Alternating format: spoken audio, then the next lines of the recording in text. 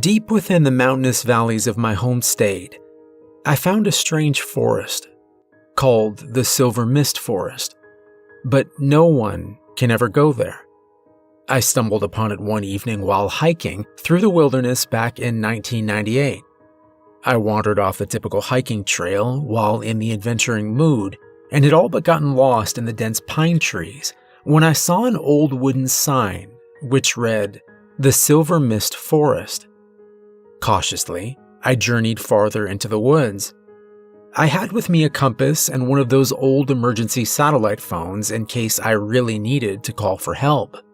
I headed east and kept walking, traversing the rough terrain. I must have been caught up in my own mind or in some kind of daze, because for whatever reason, I just kept walking and walking without realizing how far I'd gone. A bizarre atmosphere loomed over me as I walked deeper into this troubling environment. Before long, it was getting dark and a thick fog was rolling in from a nearby hollow. The fog scattered across the mountain, obscuring the places in between each tree and turning it into a maze of obstacles. An odd feeling lingered in my mind. Maybe it was paranoia, but I swear I kept hearing someone behind me, stepping with my every step. I didn't expect to be there at dark. I trekked onward, aided only by a small keychain flashlight from my car keys. Then, the footsteps got louder and faster. I looked behind me, peering through the cloud of fog, but I couldn't see a thing. By this time, I decided it was a good idea to head back. I turned around going west, but the noises seemed to still follow me. Every shadow and shape in my path seemed a potential danger as paranoia gripped me. The darkness echoed its blank and hollow emptiness at me in waves. My imagination then decided to mess with me. The idea that perhaps a bear or some other animal was the cause of these noises entered my mind, and once it was there, I couldn't shake it. The footfalls seemed to grow closer and my sense of danger heightened. In sudden panic, I made the mistake of running. In a full sprint, I took off, passing through the mist and dodging the trees. Embarrassing as it is to admit, I was genuinely in fear for my life. Something about this place really had a hold on my psyche. Then, when maneuvering through the narrow space between the scraggly trees, a jutted-out branch caught me and sent me veering to the side and falling backwards. I lost my balance completely and fell hard on the forest floor. I laid there for a moment, catching my breath and looking up into the sky beyond the tall trees as the natural light faded. If something was coming for me, I was as good as dead. But to my surprise, the noise was gone. I wondered, did I outrun it? Was it all in my head? I sat up and tried to reorient myself, but when I looked at my compass, something was wrong. The needle on the compass was spinning around and around like crazy. Did it break in the fall, or was something affecting it? Luckily, I was able to follow some nearby power lines back to safety. As I came closer to the main trail, my compass oddly started working again. I made my way back to my car just as the stars came out to decorate the night sky. As I drove off, I saw an unusual light in the sky. It wasn't a plane or anything like that. I'm still not sure what it was, but it shined an eerie purple glow. I hesitate to call it an unidentified flying object, but that description certainly fits. At this point, I just wanted to get home. That night, I hardly got any sleep. I just kept thinking about my experience. Every time I'd close my eyes, I'd see the pine trees of the Silver Mist Forest, the fog rolling in, or the treetops extending out into the open skies.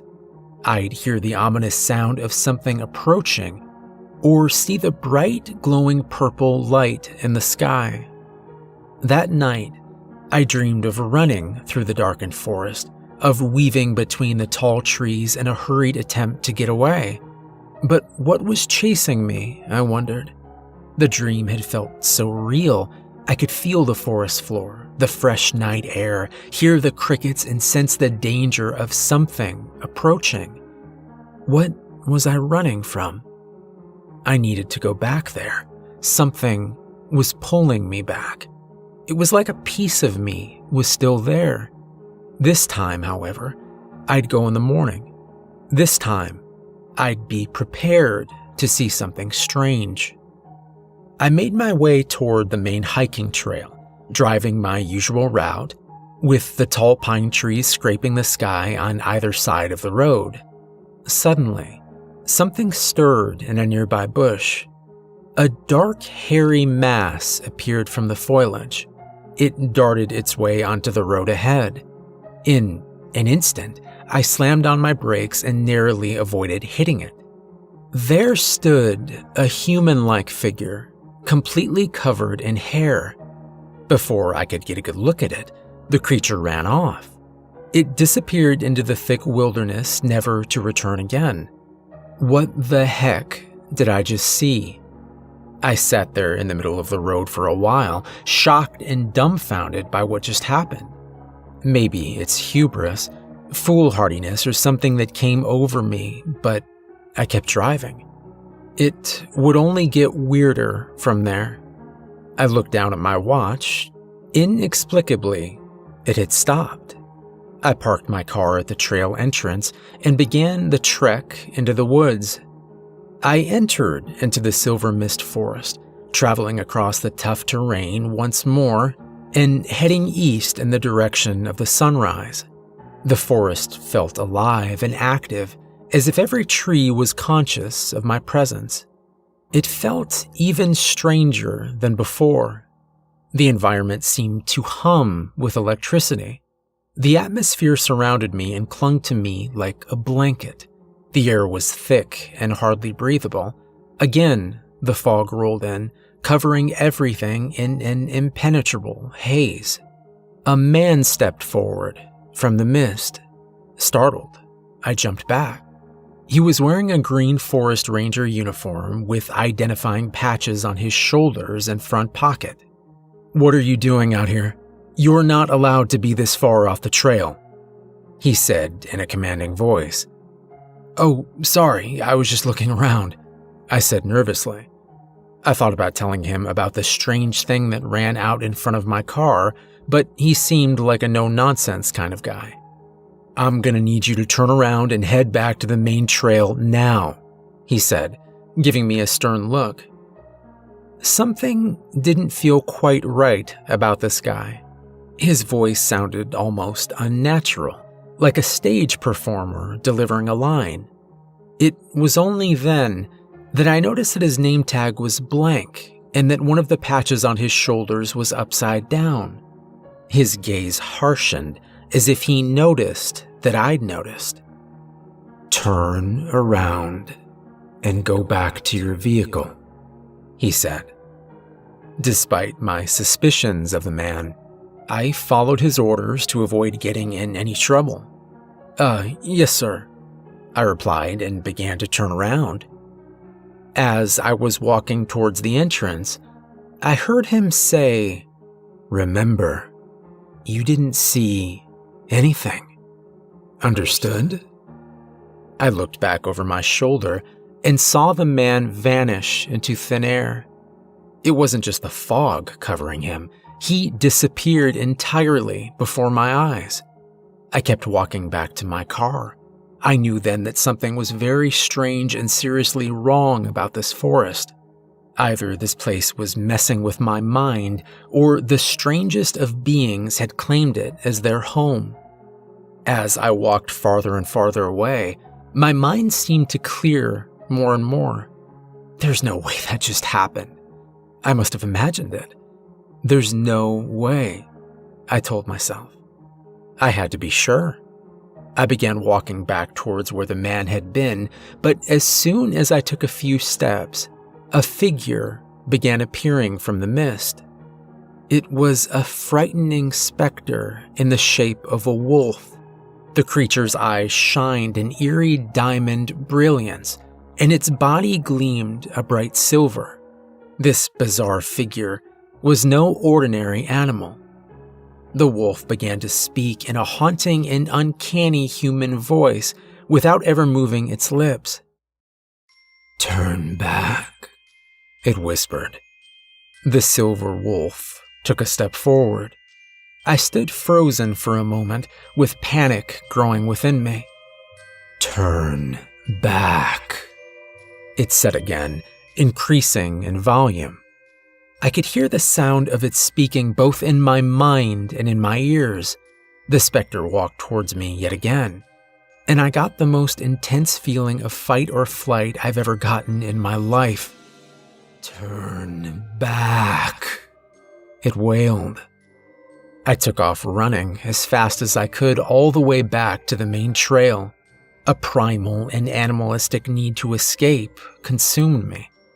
I scrambled to the sanctuary of my vehicle and got in. I hurriedly pulled the door closed. As I drove off from the trail entrance, I saw something lift up from somewhere beyond the pine trees. It was much larger than any bird, a man-sized, winged being. The giant bird glided effortlessly through the sky. It moved with all the ease of a fish swimming through water. Its wingspan was massive. As it swooped lower, I saw that it had light gray skin and glowing red eyes. It scowled down at me. The creature began to follow my vehicle as I drove, as if seeing me off and making sure that I was leaving. It circled above a few times and then flew off, vanishing out of sight. I drove away at full speed and went straight home. I never went back there again, but to this day I routinely think about that forest. I still see that place in my dreams at night. I asked around to my friends to see if they've ever heard of the Silver Mist Forest, and to my surprise, some of them had stories. They told of whispery voices and singing that led them out of the forest. They told of unearthly glowing objects and flashes of light out of nowhere.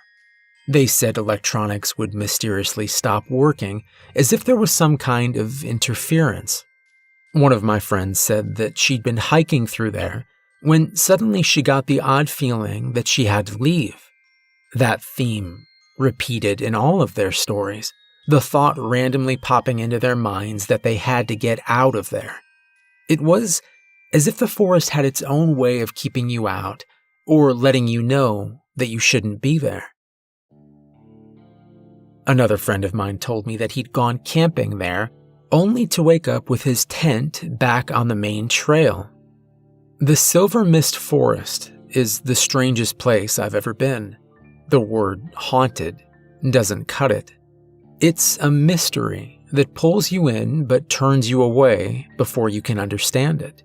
It shines in the distance of our knowledge but fades from sight when we approach. It's a place off limits to reality, a place that human beings aren't allowed to go. The reason I felt compelled to tell about this decades later is that a few days ago I saw a news story about that area which said that a massive fire ripped through the forest, burning away everything in sight. I don't have to worry about some idiot like me reading this story and heading out there now. That's the end of the Silver Mist Forest. Whatever was there has taken its secrets with it. However, it's not the only place out there like this. I know it's not the only place. You should be aware of that. There are places on this earth where monsters roam, where unexplainable lights glow in the night sky, and where people and animals aren't quite what they seem. You just have to know where to look.